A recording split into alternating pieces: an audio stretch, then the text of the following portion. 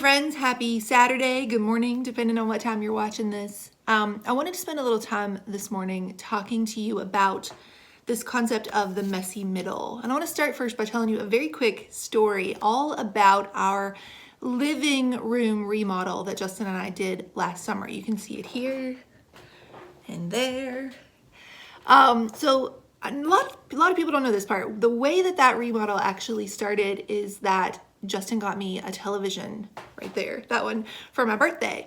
And we had our whole old living room set up, and we had right here was like a big armoire, like this mint green, didn't match anything, armoire that we put the television on top of. But what happened is when you get a new TV, you start to rethink your whole life basically. And so we were about to set it up where the other one had gone, and then one of us, I don't remember which one, said, well, what if we actually mounted it on the wall like you're kind of supposed to with these TVs?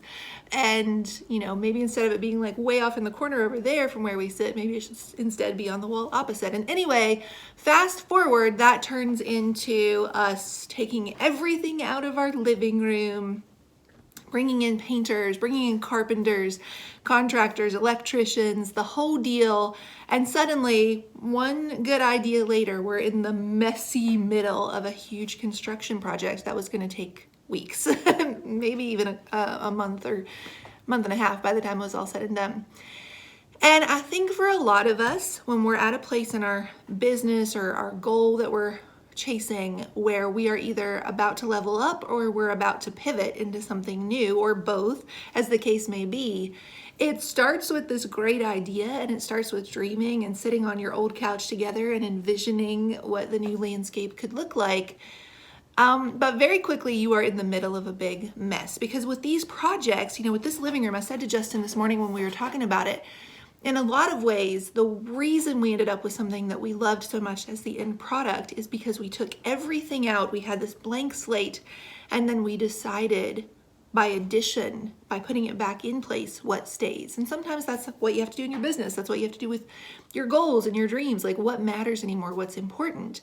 And I can tell you that in the middle of that, when we had most of the stuff pulled out, tarps over what we couldn't move, there's this freak out moment. There's this panic moment where your brain, which is wired to not like change because it sends it into its fight or flight, caveman days, your brain just goes, oh my gosh, we made a huge mistake. Let's just put everything back the exact way it was. It might not be what we really want. It might not be the dream, but at least it's normal. At least it's familiar to us. And let's get back to normal as quickly as possible. And so I just want to say to you today, I've seen it in myself. I've seen it in our coaching clients, almost on schedule. It's and messy middle freak out moment, right? Where it's we start to do something and it's going to get messier before it gets better. It's going to get blurrier before the picture gets more clear in front of our eyes of where we're going.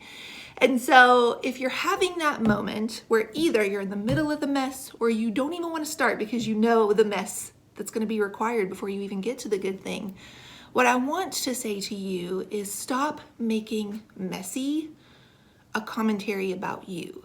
Stop making messy a shame word. Stop thinking that if it's messy, it must mean there's something wrong with you. We go through the mess because it's part of the process. I'm in the middle of that with book 2. We're in that messy middle part of book 2 where I'm going to have to take everything out and then decide by addition what stays. Embrace the mess. It's part of the process. Every person you look up to, regardless of how pretty that feed is, walks through their own mess.